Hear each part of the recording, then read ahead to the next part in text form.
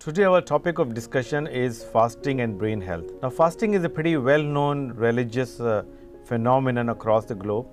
Almost all religions have fasting as a part of a ritual in their religion, especially Muslims. Muslims fast for 30 days, like from early morning to the evening, but it's also present in Jews and other religions, especially Christianity and everywhere.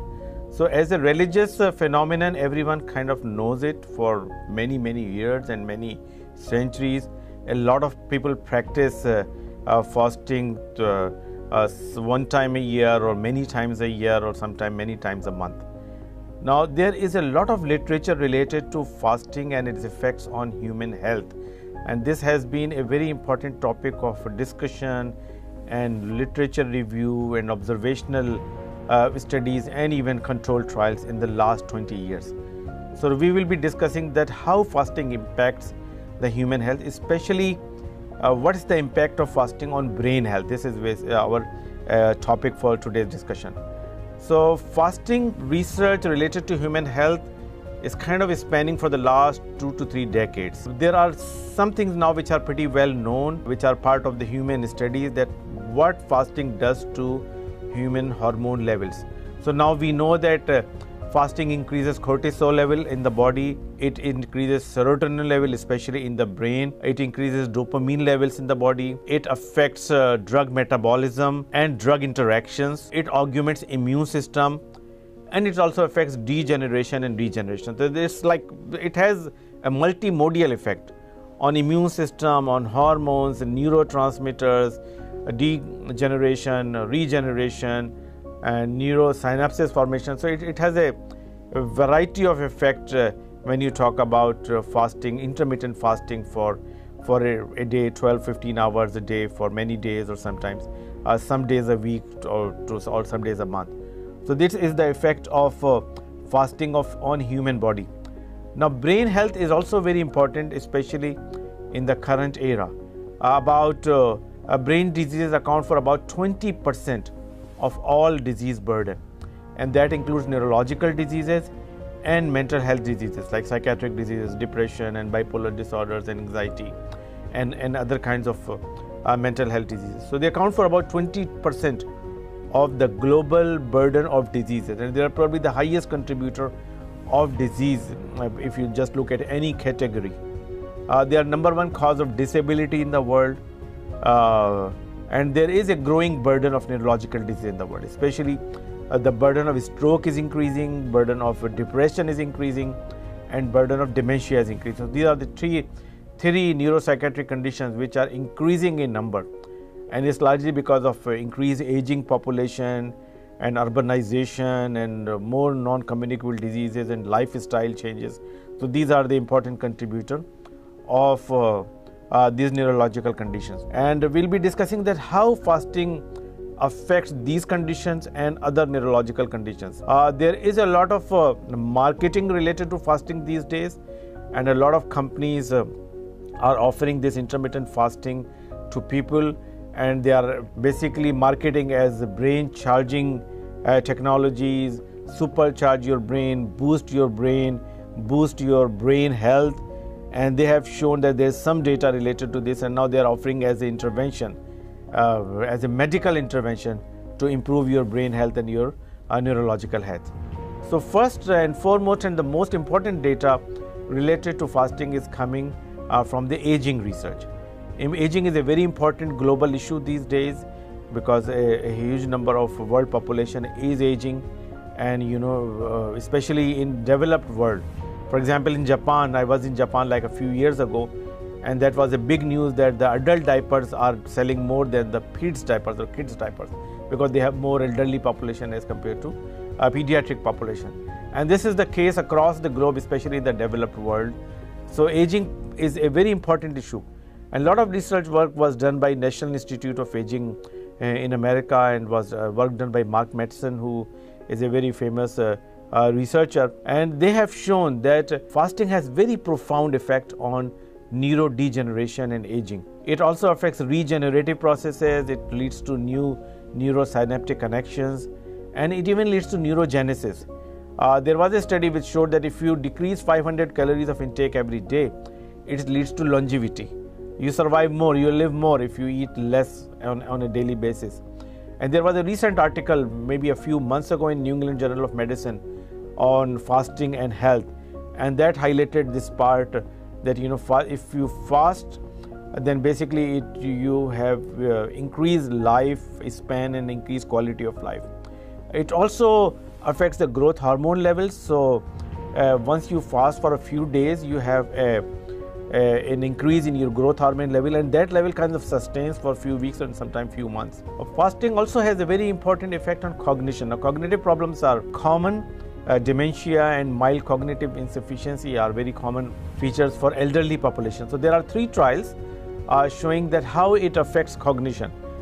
There was one trial in older adults, and they used a short-term regimen of calorie restriction, and that led to improved in verbal memory. That was an observational study. It was not a randomized controlled trial.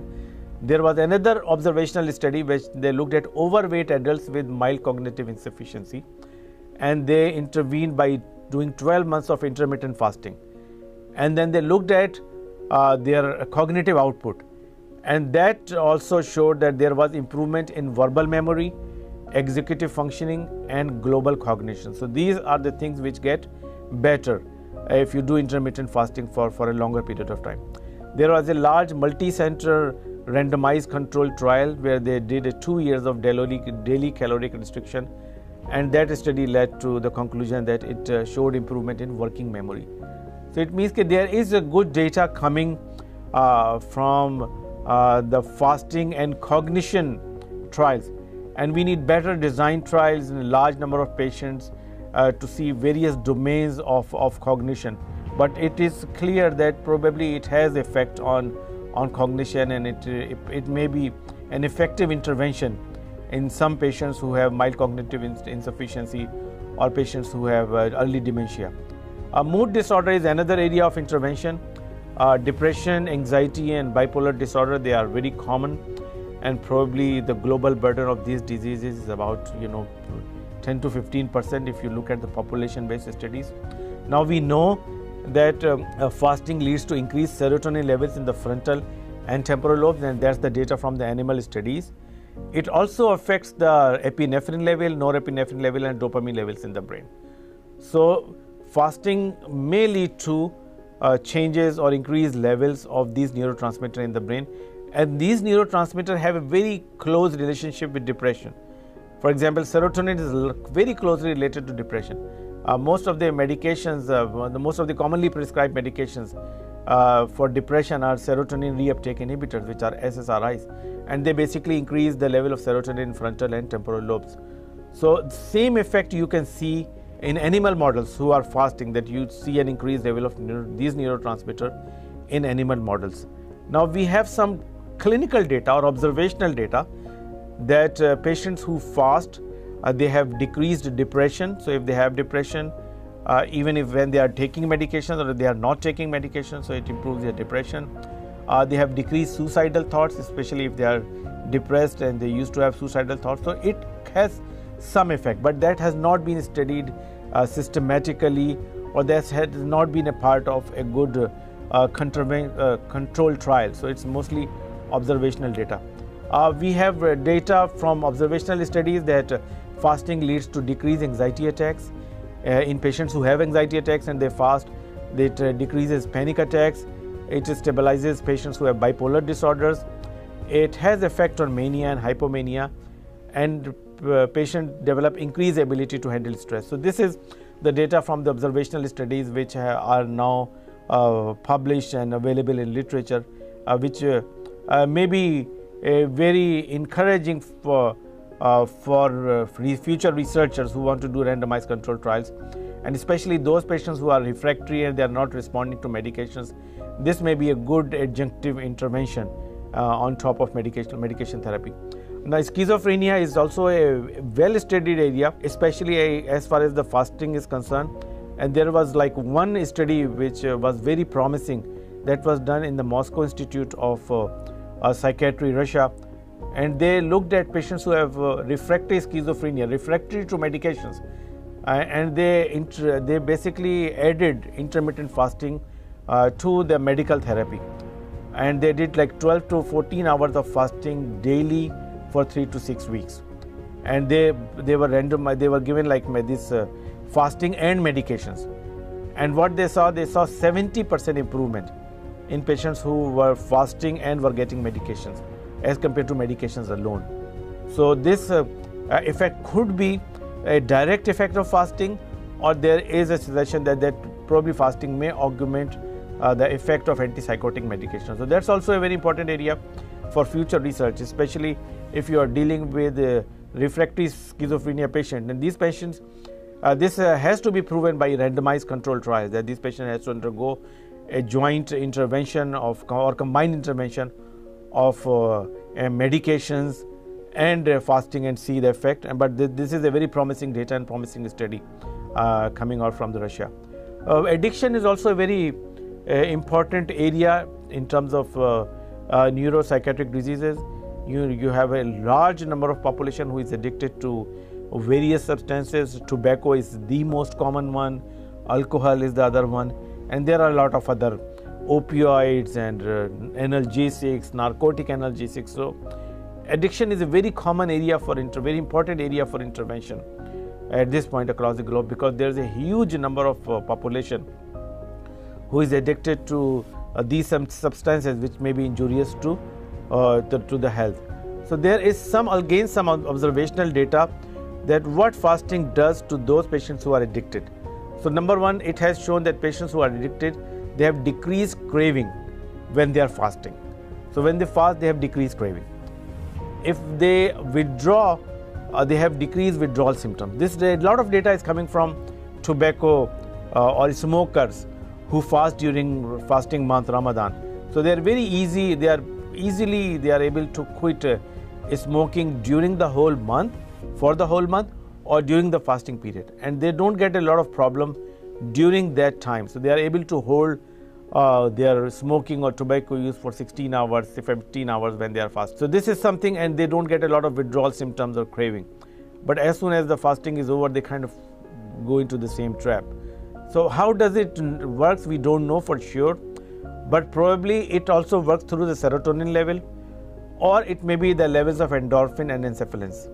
Endorphin and enkephalins are the two neurotransmitters which are very closely related to addiction, and which are very closely related to the pleasure which is associated with addiction.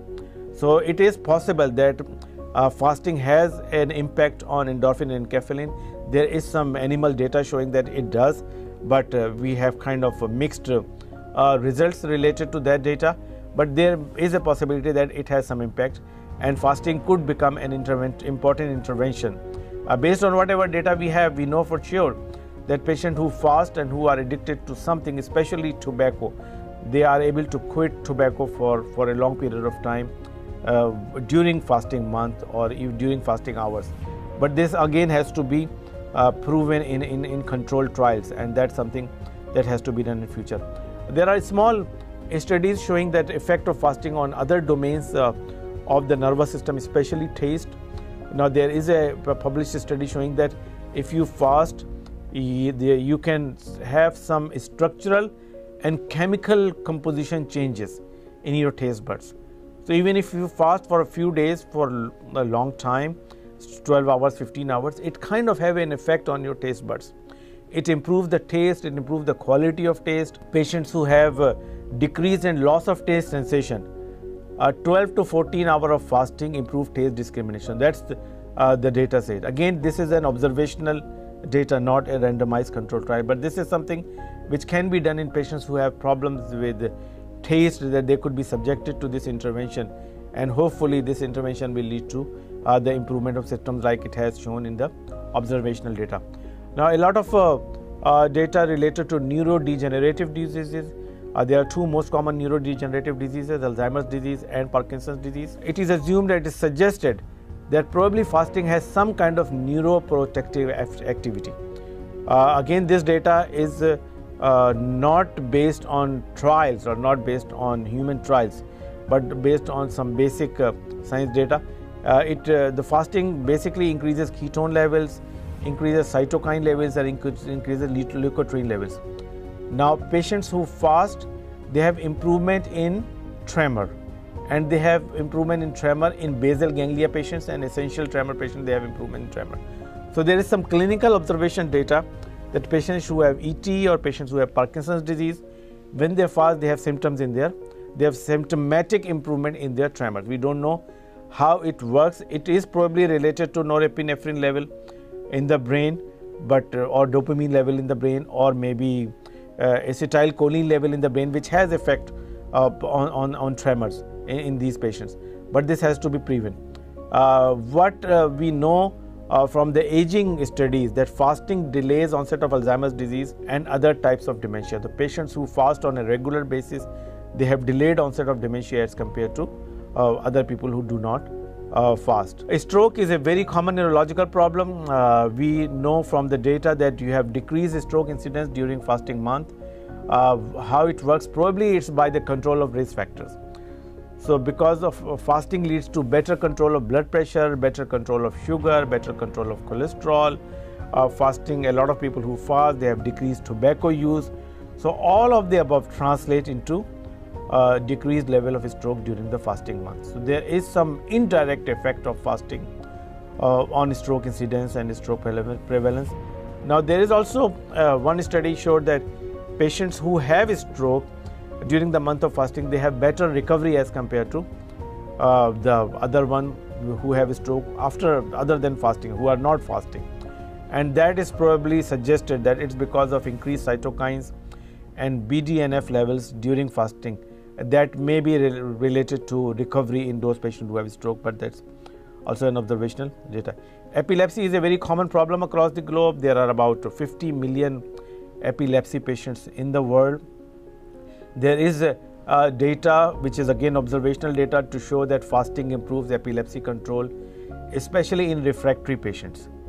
And how it works, it is probably working by increasing the ketones levels in the body, because fasting leads to ketosis, and ketones are very important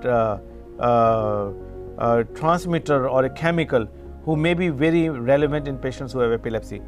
In refractory epilepsy patients, ketogenic diet is a very well established treatment for patients who have epilepsy and refractory epilepsy. It has a very strong anti-epileptic effect. So probably patients who are fasting, they have increased ketone levels in the brain, and that ketone level leads to improved control of epilepsy. That is again coming from the observational studies that patients who have epilepsy, they have better control of their seizures when they are fasting as compared to patients who do not. And the other theory is also that probably fasting augments the effects of anti-epileptic medication. This is another theory which has not been proven, and that has to be proven like with the studies. But these are the two possible effects of improved control of epilepsy with fasting. Number one is increased ketone levels in the brain, and the other one is effects of medication. Multiple sclerosis, there is some data especially related to autoimmune diseases in mouse model, that alternate day fasting reduced autoimmune demyelination in mouse model.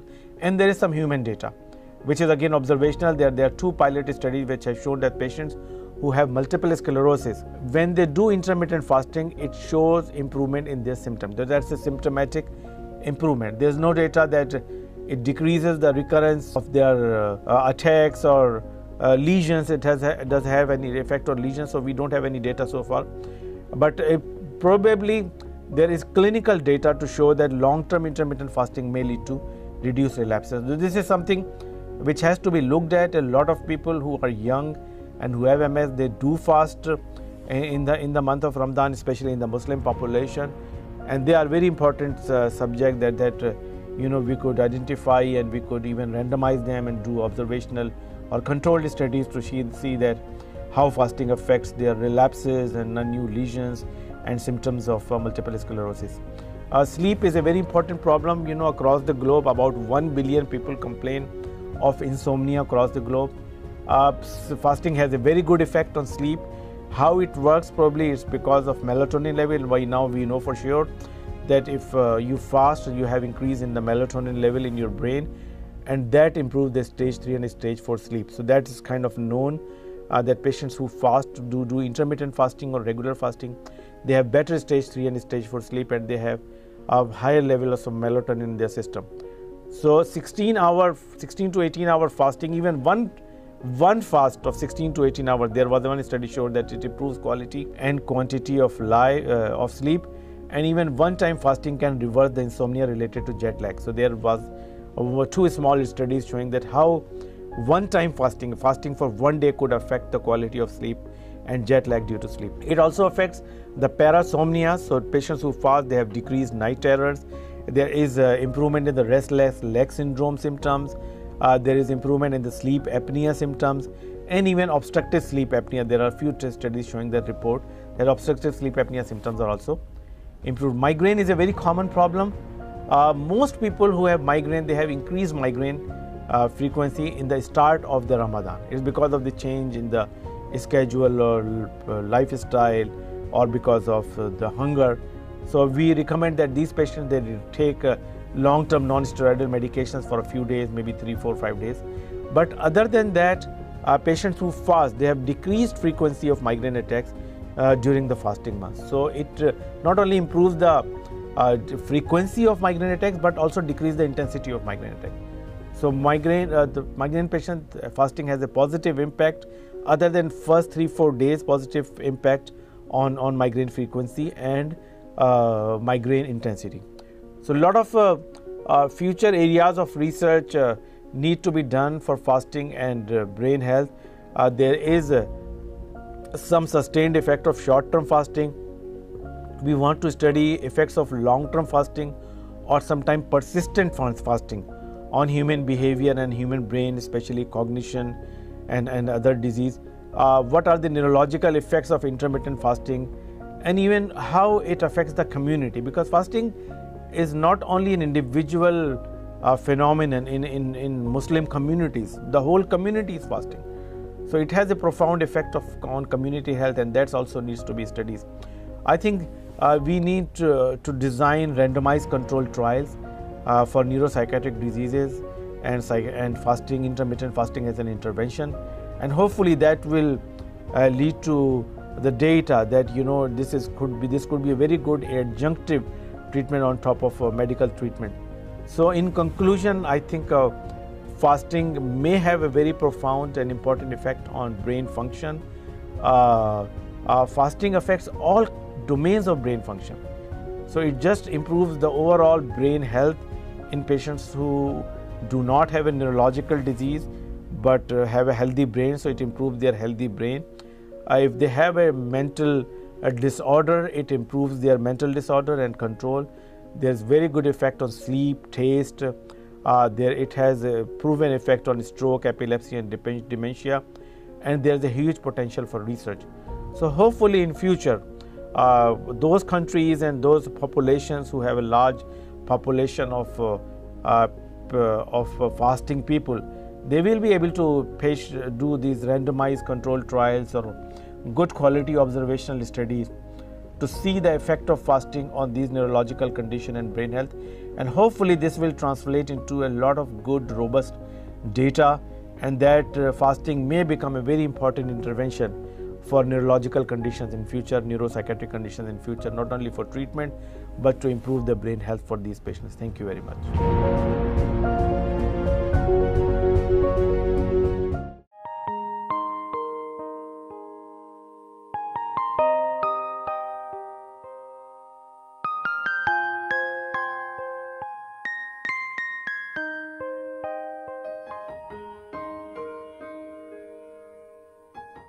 Thank you for watching. You can follow us on given links and subscribe our channel for more information. The Redolent.